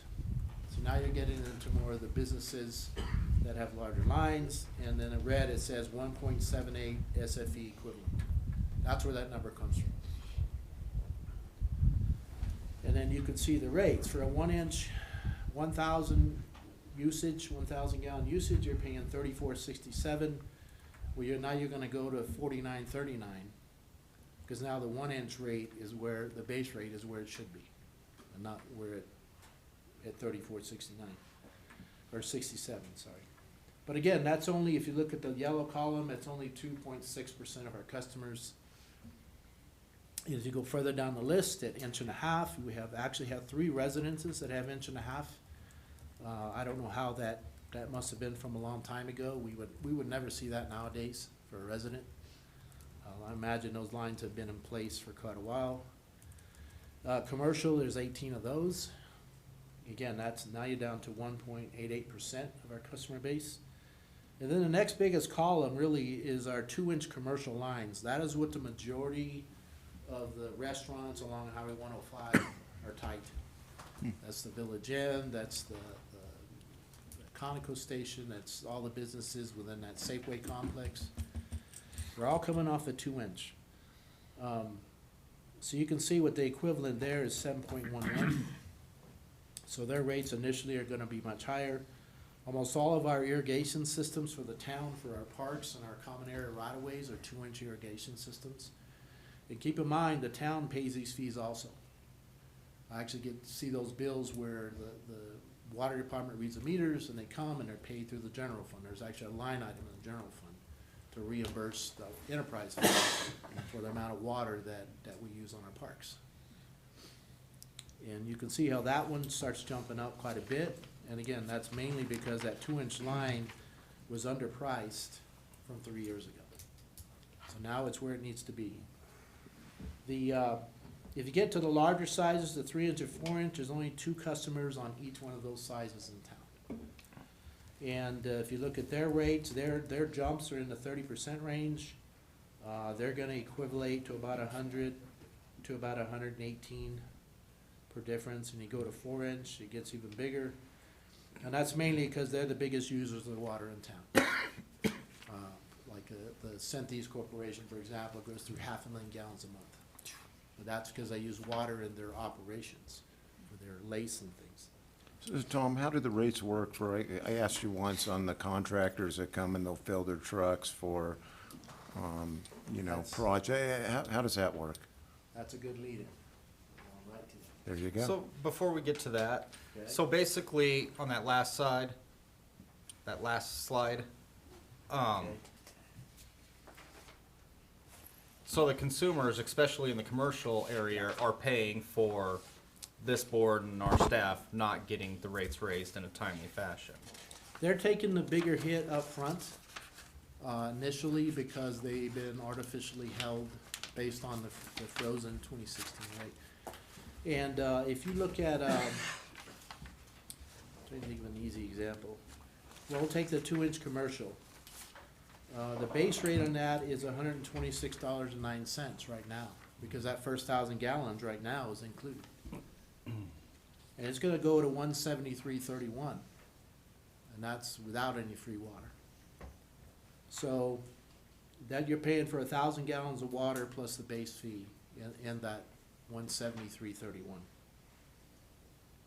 And, So, go ahead. so they're paying, right now they're paying $126 for the first 1,000 gallons. Yes.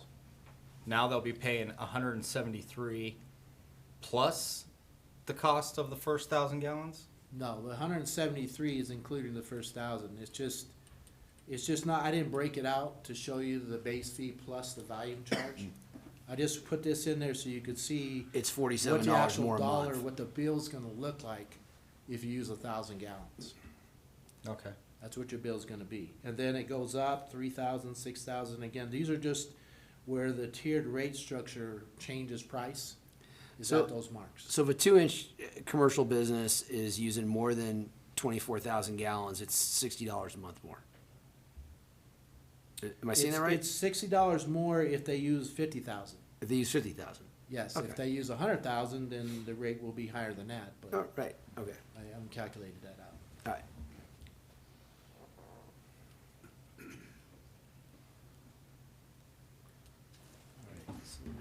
Any more questions on this before I move on?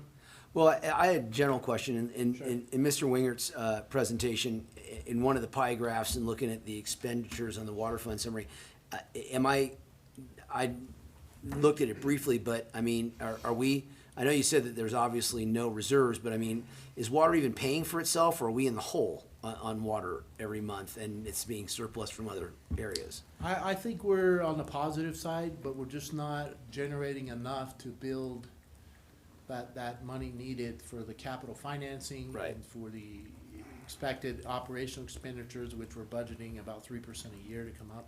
All right. And then to build that reserve. And I think we're looking at 3 months reserve, that's what we talked about. Right, That's what we'd like to have. we'd like to have 3 months reserve. Yep, okay. And that's, Bill, that's general, most towns do that, right? Correct. Right, and I would envision that to be a standalone fund that we actually put money in and it actually builds, other than just providing a contingency line item every year, and it varies every year, it's never the same every year, it's whatever the budget can support.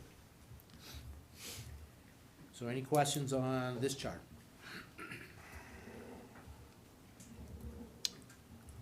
I'll get back to that one in a second. Bulk water, so trustee Bornstein mentioned about people taking water. What we decided to do this year, which we had not done in the past, is we used to have one rate structure for all the bulk water. But ever since we went to an automated bulk water system a few years ago, we're definitely not losing anything. Before we had the automated bulk water station, we used to issue construction meters. And then the other thing for residents that lived outside of town, that wells would run dry, we used to let them take from the fire hydrant. And it was on your honor system. They had a clipboard with the paper, and they put down 500 gallons or whatever. You never really know. So when we went to automated, now they actually have to pull up to that. It's just located next to the Conoco station on 105, the old entrance environment. And they have a code they have to enter to access the system, and then they have to actually dial in how much water they want. And then the system, when they hit go, the system starts dumping, and it shuts off automatically when they hit that button. And then all that that data is transferred to the computer here at Town Hall. So whenever we wanna know what someone's account is, how much water they've gone through, we have a pretty accurate way. The biggest difference now is we're getting into the summer building season, so we get a lot of contractors that come to us and they want to take water and basically use it for dust suppression. You know, sprinkle the grounds because they have restrictions on that. And we didn't have a separate rate structure for them at the time. So they would get the same rate as the people that took water who needed it for a living out on the mesa. And so I developed a two-tiered rate structure based on what we think's gonna move forward with that. So one of it's called commercial/government. The reason why I put government in there, because we have El Paso County and CDOT that come and take water from us for their street sweepers, or sometimes they need water for other things. And not that it's a whole lot, but when they do, they wanna know what the price is. And so we've driven those rates up based on the fact that whatever water they're taking, they're not actually consuming for drinking water. It's being used for dust suppression or filling street sweepers or so on. So if you look at that chart, the first 0 to 3,000 gallons, the immediate rate that rate structure is gonna provide is 0.02 per gallon, which is equivalent to $20 per thousand. What is it now? It's $10.33. That's what it starts at. Okay. And as you use more water, the price moves up. So question, Tom, why would residential within the community on bulk water be paying, no, I'm speaking out of turn, forget it. Yeah, No. the bottom half of that chart it's just relabeled. It used to just be bulk water customers. Now it says residential and non-residential. Most of that is non-residential. We have about 10 to 15 customers that Okay. live up on the mesa southwest of town that have had wells that have run out or just never had a well. And so they haul water several times a week. And they're limited. They have small water tanks in the back of their trucks, so they tend to carry 300 gallons. It depends on how much weight their trucks can hold. And they have cisterns up on their property, so they'll haul water two or 3 days a week, fill up their cistern, and then they'll go through several days of using what they have. You talk about water conservation, those are the people that know how to conserve. They're not the ones with lawns. They're the ones that need that water for washing and cooking and showering and everything they do. But one of the reasons why, even if you look at that rate right there, it's pretty close to where it is now. It's just a slight adjustment. Right now, they pay $10.33. They're gonna go to basically $11. But the reason why we don't, because they don't pay a base fee. There's nothing to base that base fee on, right? There's no readiness to serve. There's no meter or nothing. All we have is what they take from the bulk fill station, and then that data is sent directly to the town. And it's easy when they don't pay their bill, or we got some that will take water and they go through the late charge thing and the shut-off fee. We just press a button on the computer, and it shuts them off. There's no way they can get water.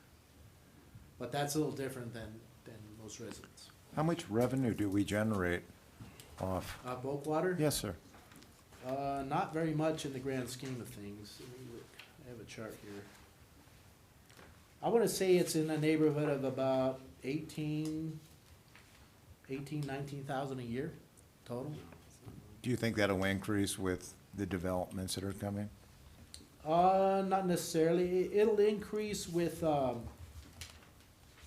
contractors when they come to develop and they need to haul water for their dust suppression. Alright, so I can tell you in 2018, it was 18,427.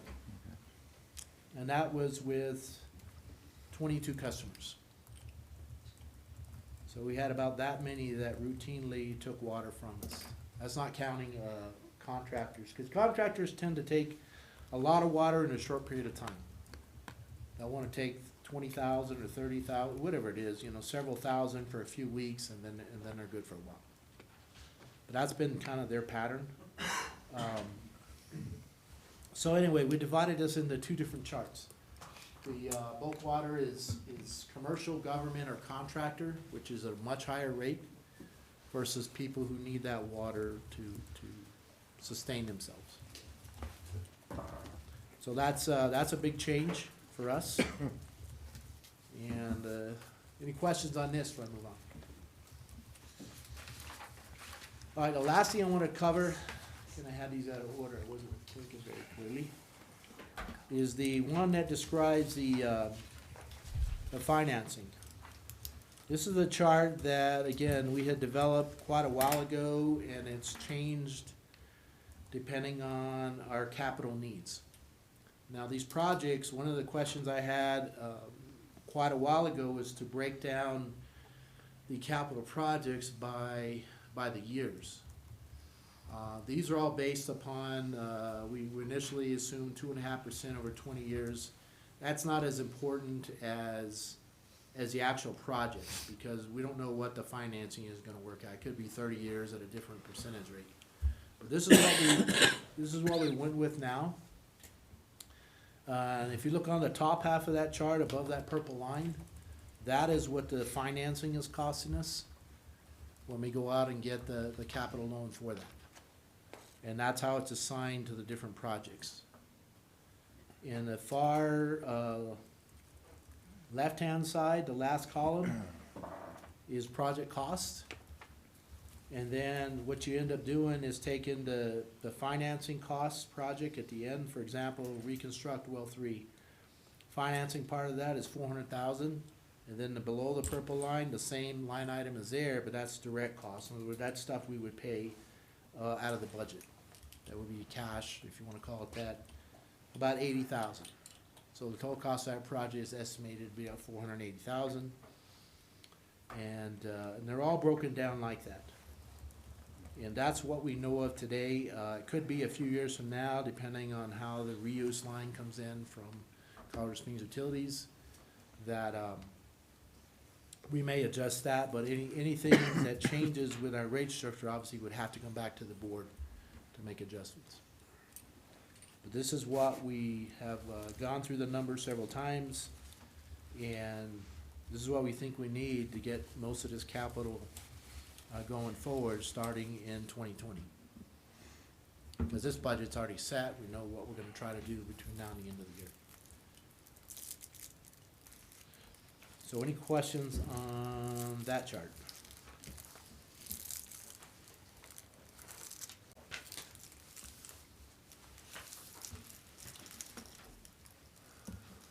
Okay.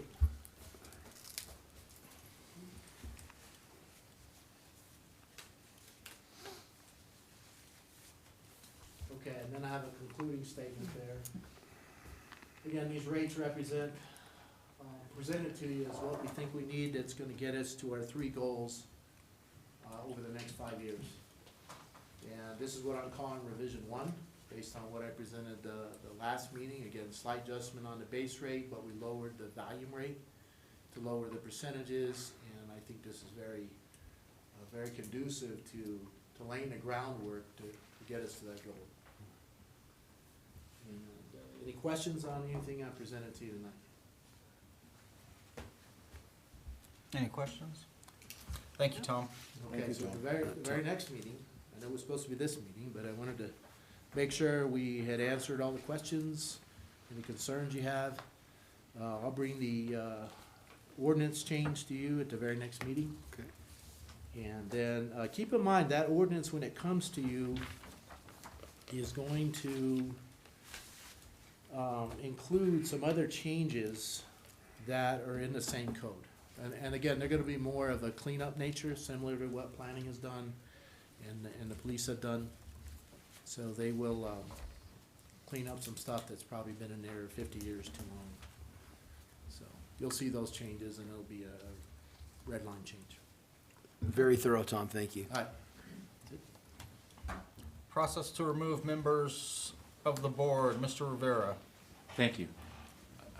Just to give you some background, this request came from some concerns from the board regarding some language in the a resolution that referenced the power of board members to remove officers of the board. And so I provided to the board my opinion regarding whether that power was supported by the statute. It was. And so the next step was to instruct me to essentially put some procedures in place around the removal process. And what I presented to you for this evening's review is the basis or kind of a basic framework of those procedures. You will notice by looking at them that they're essentially very close to a quasi-judicial hearing, the type of hearing that is applicable to, for example, a liquor license hearing that's modified to reflect the requirements of the case law. However, I do need some guidance from you on some important questions. And I did not want to presume to answer those questions on your behalf, so I'm asking you for input on 4 major decision points. And let me get my copy up real quickly. The first one is the fact-finding associated with the removal action. So the best way to think of this is that essentially, because the removal of a board member is analogous to a trial, with every trial there is a fact-finding function. Did the conduct happen? Did this person do the thing that they're accused of doing? And that makes a lot of sense in a hearing or a quasi-judicial sense or a hearing that's analogous to a trial. The issue, though, is that there is probably overlap of jurisdiction. So, for example, the easiest example is, what if the conduct that is at issue that is the basis for the removal action is also a criminally defined conduct? So, or the issue I had mentioned in the board regarding, or in the packet regarding residency. So then the question is, essentially, does the board want to instruct me to basically, wherever there's a conflict and wherever that power to make a fact finding is delegated to another aspect of a court, that this board defers to that and waits to the resolution of that? So, for example, if someone is facing removal for being accused of a crime, that basically there's not any opportunity for the board to act on the allegation of a crime until there's either an entry of a guilty verdict by plea or by trial. So we basically wait for the other process to resolve itself. We wait for them to establish the fact of the matter, and then the board's removal action is simply dependent on or a recognition of an already defined judicial fact. So that's the biggest question before you. So, and the pros of that approach are obviously that it basically avoids any jurisdictional conflicts. It makes things cleaner. The con is that the board would be advocating a their power, because the statute is not clear whether when you guys would jump in if you would seeking to exercise your power to remove another board member. What I'm asking you is to basically instruct me to either wait for whatever, if somehow in a statute or law somewhere that fact-finding requirement is given to someone else, we wait for that other piece to resolve and then we act upon it. Or you want to have a process where you're allowed to jump in irrespective of this perhaps parallel process? So that's the first question. The second question is, actually now skipped to number 4, is the timing. I think that because we're having essentially a jury trial, or something that's akin to or analogous to a jury trial, that what happens is that there's an order that essentially would be written that would explain the board's position as to whether the conduct happened and if the conduct was sufficient to meet the definition of official misconduct, and that would be a written decision. My question there is simply, do you want to put a timeline on yourselves and me as your staff that be presented within 30 days, 45 days, whatever? That one, that's the other concern, and then, or the other question I have for you, and then I'd like to focus on 2 and 3 together, and this is more of kind of to provide you some notice. Because of the unique power or the uniqueness of this authority, is that there has to be kind of a 2-tier process. So I guess the best way to think of it is, because you are the board and you are essentially the governing body of the town, if a board member is seeking the removal of another board member, that is a process that has to be basically carried out by the board against the board without really a whole lot of staff involvement, because you're our boss essentially. And so that, I just want to make you aware of that's how it has to happen. And because as your attorney, I cannot basically represent half of you against the other half of you. It just doesn't work like that. And so I would write, I wanted to warn you that I'm gonna have to write it in such a way that if it's a board action against a board member initiated against other board members, that I'm gonna try to put as much detail in place to make sure that you have the guidance necessary to take the reins and see this to the end without a lot of staff involvement. And that's important because if the action is against another town officer who's not a board member, then you can act as a whole against another officer. And then I can provide guidance because you will be acting as a whole with one voice against another party. So does that make sense? Mm-hmm. And so I just kind of want to warn you of that. But the pieces I need the guidance on is removal is the fact finding. Do you want to wait for the other whatever? If, for example, a criminal matter, do you want to wait for that to come to a conclusion and then act upon that, or do you want to give yourselves the power to wade in right away? So basically wade in, oh, sorry. Oh, go ahead. So you're saying basically wade in on an allegation? Yes. What, Go ahead. what is the standard? I mean, how are most towns operating? I mean, You know, this is a very rarely used provision. Right. So, in fact, the most helpful case law is from 1899. Oh, boy. Okay. So, it just doesn't happen a lot. Every once in a while, I think there are mentions of it, but it kind of doesn't go anywhere, is my understanding. So. I would say you wait for due process. Yeah, I just had a question. What if it's like a sexual harassment situation and it turns into a he said, she said? So it's like, there's not, the court may not move forward on it because they may not see enough evidence to be able to prosecute.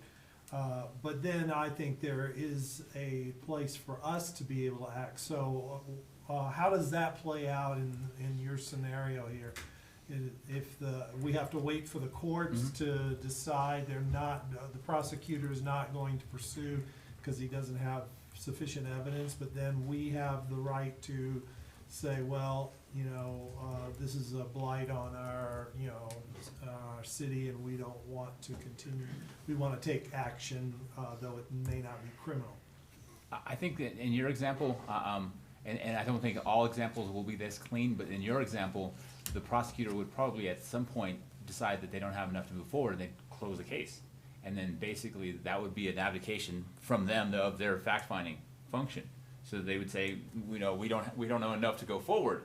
And so they would close the case, and there wouldn't be there wouldn't be conflicting boards or conflicting investigations coming to perhaps even conflicting conclusions as to whether it happened. And I want you to just be aware of the possibility. So in your example, if the DA, for example, closed the case, then there would only be one finding, and that finding would be the board's. And then I think one of the things that I didn't mention that I should have mentioned initially is that all of this takes place in the context of voter-initiated recall. So there are, in fact, that's I think mostly why this power doesn't get used very often. Is that more often than not, if the conduct is egregious enough, the person either resigns or they're subject to a recall. I think I support what the mayor said, because it really scares me if there's activity and it's in another sector, and then we're making decisions and nothing was found. It's again, you're innocent until proven guilty, and I think in that example, you're guilty whether you're innocent or not. So that really scares me, and as you mentioned, I think I've only seen one recall in my 19 years here with the town many years ago, but. Yeah, and I think that's kind of what's important to realize is that that this is there are mentions of it in the case law, and it's nothing I can really kind of put my finger on. But when you read all of these cases, and you get the sense that the court seems to prefer that the power, the exercise of the power to remove someone from the board be taken by the voters. And there's certainly there's just a feeling that that's the preference, and I think that. But there are some instances where perhaps that's not an option for whatever reason. And this is clearly a power granted to the town by statute, so it's something that was clearly within your authority. So are we in agreements to wait if there's another fact-finding process to wait for that process to expire before making our movement? I think it's a good business decision. I would recommend that. Cost, if we embarked on this ourselves, or you did the cost? Yeah, I know it would be, like I said, it would be much cleaner to wait for the resolution of the analogous matter or the parallel matter, and avoid all kinds of possible court fights and jurisdiction costs and all that. So but the con is that you are waiving some of your authority. Okay. So, okay, I will do that. I will, basically, what I'm hearing is the instruction to draft it in such a way as to, that if there is some type of jurisdiction given to a court regarding the fact-finding function, that the board's power to remove an officer is limited until that procedure is resolved either by closure or by some kind of final determination. Yeah. Which, in that scenario, in the meantime, a citizen's recall could go on anyways. Yes. Yeah. Okay, and then on the number 4, can you reiterate what you're asking for on that? So I would recommend basically 30 days. So 30 days from the time that the hearing is concluded to a decision. Why I would suggest that is that it would give enough time a reasonable person enough time to write it, and at the same time be respectful of the person who stands accused, that they don't have to wait too long. Is the board in agreement with 30 days? Yep. And then the other 2 pieces are just to warn you that it's gonna be a little bit messy because there's kind of a layered process. So there's a process available that's gonna apply to non-board members who are officers, and there's gonna be other process that applies to board members. Okay. But I have sufficient direction. Thank you very much. Thank you. Thank you. Thank you. At this time, we'll move on to public comments. Public comments will be limited to 3 minutes. Is there anyone from the public that would like to make a comment? Ms. Swearinger. So things kind of changed. Podium. I have to say, it's kind of nice not to be sitting down there. That was always felt a little hostile. So Nancy Swearinger, 418 Trailhead Road. I know we're not supposed to comment on things on the agenda, but I think everybody knows water is one of our biggest things here. And so I personally, as a customer, would like to see the rate on per gallon, because we work really hard to keep ours low, and I always wonder, did we just get over into that number 2, or are we still in the 1, but we just went over by a little bit? One thing I would like to kind of maybe recommend to the town, if they're going to go that route, I think that I think the optics look bad if the only time that this is talked about is in the town meeting. I mean, looking around the crowd, yay for everybody who came, but let's face it, it's a very small percentage of the people who would be affected by this. And I just don't see much information getting out there to the public, like how much it costs to get that gallon of water to somebody's house versus what people are paying. I think getting that information out there and letting people know why these rates are going up and what we're looking for future projects and why the costs are coming in would be really beneficial. When people know, I think they're more than willing to help or understand why their rates are going up. But when it just gets to them on a very minimal basis, I don't think that's effective. Sorry, my sinuses are acting up. Anyway, the other thing too, I think that the town should kind of walk the walk. It's a little frustrating to me there's a big old rainstorm and I walk right by the parks and their sprinklers are running like crazy. So I think that it's important that maybe some of that money be spent for water sensors and things like that so that the town shows that they're doing their part to also conserve.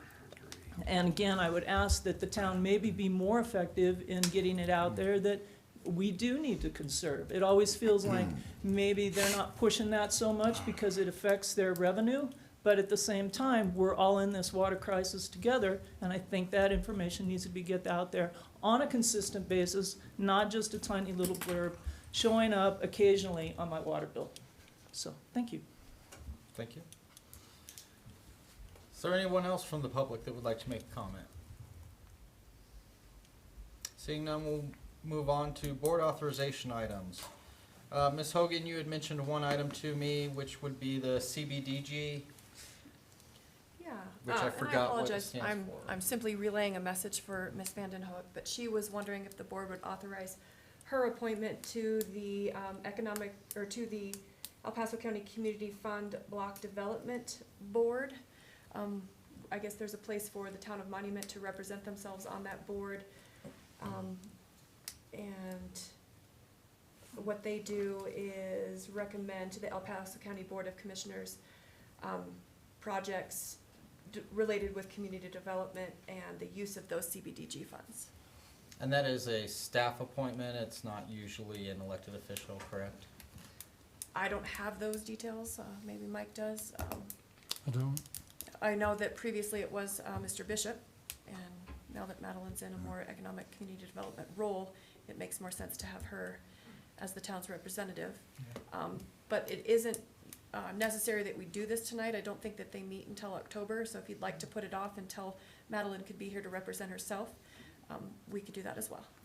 Does she want to do it? She absolutely does, yes. Okay, I think I want to have a voice on that. Yeah, I think I think it's good for her to do it. Let's Because not put everything That's her off. new charter, so let her be involved. What do we need a formal vote, or what do we need? Well, it's just a letter that we would require the mayor to sign, and obviously just the board's agreement for that I signature. agree. So do we have a board agreement? Mr. Mayor, sign it There you go. now.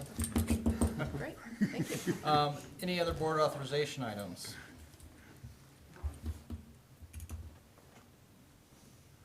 Staff or board members? Okay. Moving on, town managers report. Mayor, Board, you have before you my town manager's report for June 3rd, 2019. Be glad to answer any questions that you have on this. Does the board have any questions on the town manager's report?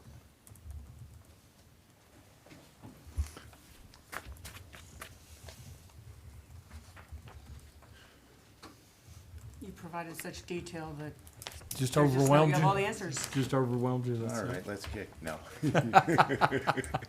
Thank you. Staff's done a great job putting this together.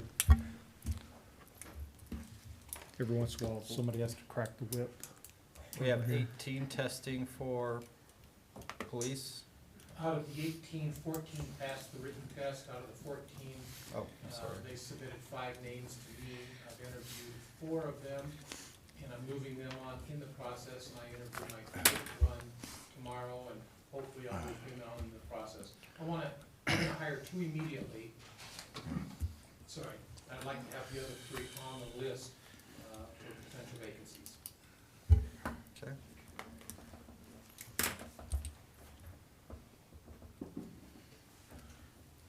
Okay, Board of Trustees comments.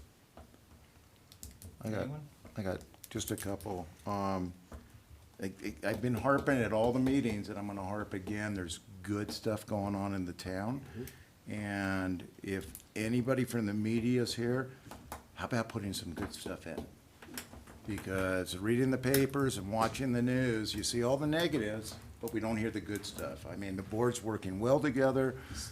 Staff's going good. Staff, the morale's up. I think our new town manager is doing an A+ job. We're getting more, I mean, this is all great stuff. It So, is. I mean, we don't have to look in the past of what the hiccups we had years ago. So, I think the suggestion to be posting on the new water proposals is an excellent idea. I think we should throw it in the Tribune as a page so people can see it, so they get an idea.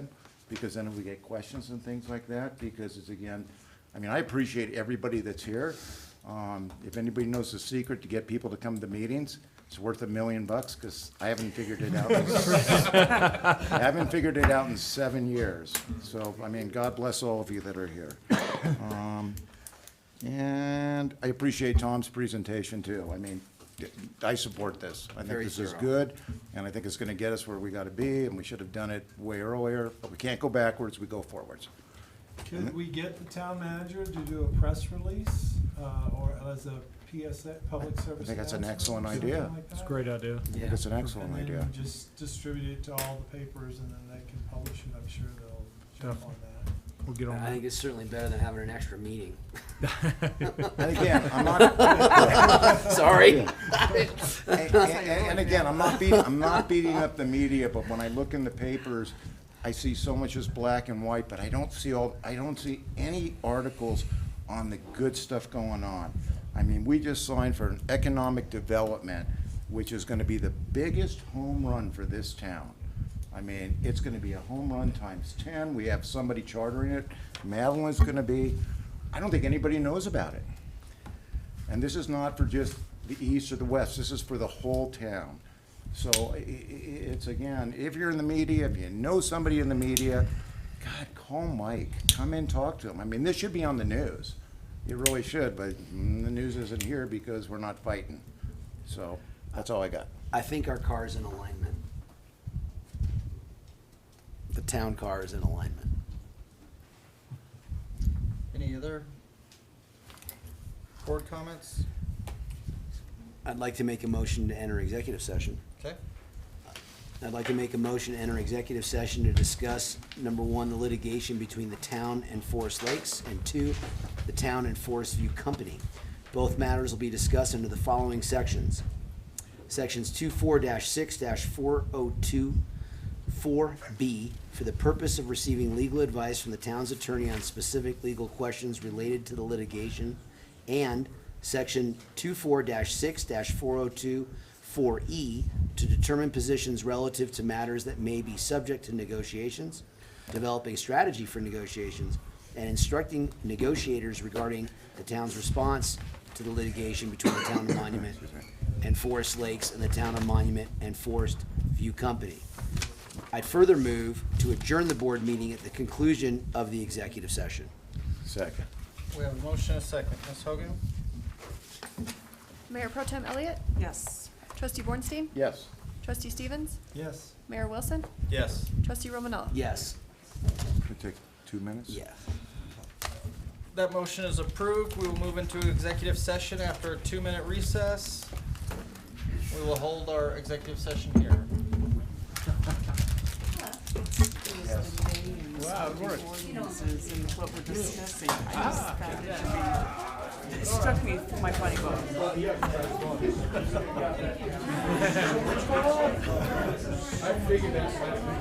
I should have done my laughing at home when I read the board packet, and for some reason it just